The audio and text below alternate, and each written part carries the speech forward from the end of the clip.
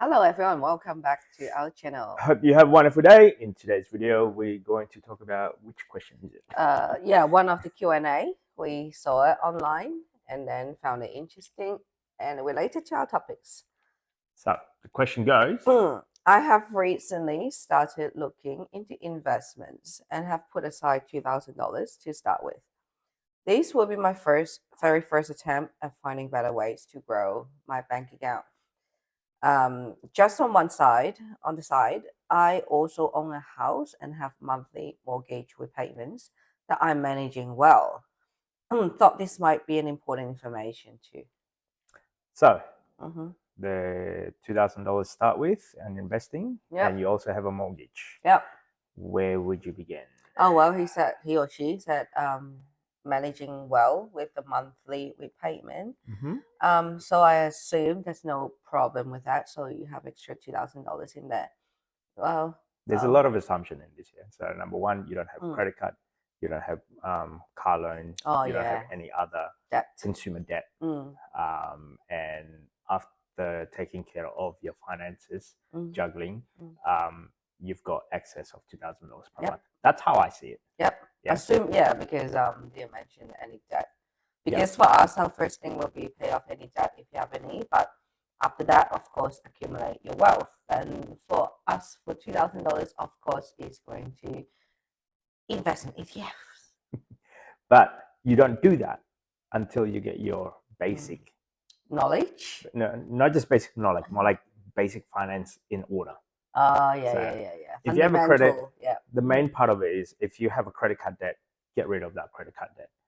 Because from my there was a video that I watched at one stage, and okay, then there is no platform out there that I know of that can produce about 21% per annum. So if you're paying 21% interest on credit card, 20% on credit card, let's say, that's really hefty. So I'll rather lend you money and then you give me 21%. Because a typical, I guess, return in the market, let's say, big conservative, you're looking at between 8-ish%. For us, anything about 5%, we're happy. We work on we work on the, what is it, between 5 to 8. Yes. 5 to 10-ish, not even that, not even up to the double digit number. So, but if you're paying 21% on a credit card, not only credit card, even car loan, I think, personal loan, they are very they're under 15-ish%. Yeah. So, like anything above 10% loan should get rid of it. Any loan, just get rid of it. So that's number one. Well, except for a mortgage, obviously, because you can't get rid of that because it's usually takes a long time. So that's number one. Number two is, I guess, emergency fund. Yeah, that is emergency fund. For us, we try to have at least 1 year of emergency fund. Yeah. But on a basic concept, 3 to 6 months, you should be okay. But that is our buffer. What we're comfortable in is a 12 months emergency fund. Yeah, 12 months as for us to survive. Correct, yeah. Right.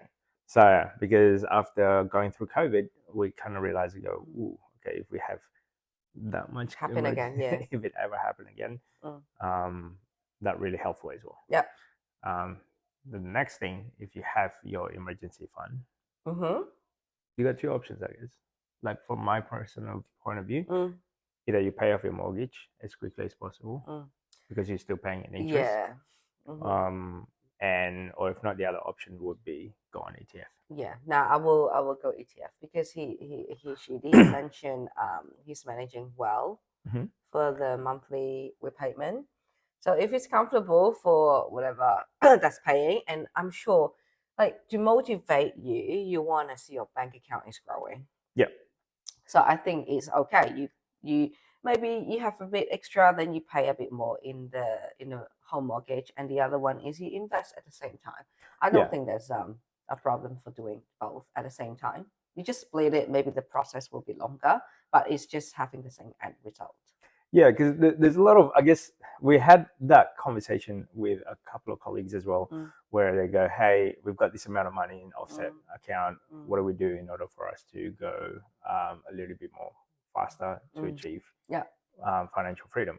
So yeah, with that amount, you could pay off the mortgage, or you can go in investment. Yeah.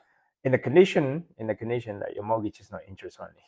Oh yeah, you gotta pay principal and interest at the same time. And well, but then other risk of human being tend to be a bit greedy. So back in the days we were younger, we were very high risk. High So risk. we had extra money, and then we did it in day Purchasing. trading. Well, we did a lot of things. Yeah. We purchased investment property, and that was interest only. So we didn't do the principal and interest repayment. So not only we put down a very small deposit, higher leverage. I think it was like 95% leverage. I think it was. Yes. Something ridiculous. Anyway, so our purchase price is same as our loan. So we pay nothing. So we pretty much that money we pay is for everywhere. For administration is our deposit. So and then LMI, everything is pretty much the same loan. So we didn't pay down anything. It was a silly it was a silly decision. Very silly decision. It was really high risk. When you were young, we didn't know any better, and we were going. We were thinking, old people like you don't know much. We want to get rich faster, but now, we are the old people now.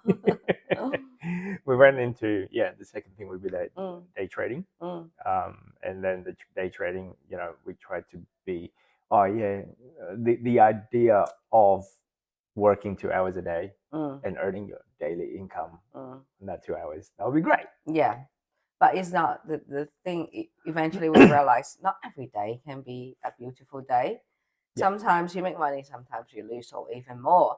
And then it was just not healthy for our mental health. Our relationship as well. Yeah. So. And then we lost money, and then we went back to work and we were bitter.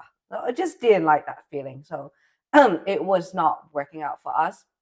I think it also based on the person's personality. Yeah. If you can follow rule, don't look at a lot of shiny objects, then I think investment is good. But if you have extra money, you're going to spend on this and that, like extra stuff, or see something high risk investment, you go in there, then maybe pay off your loan first.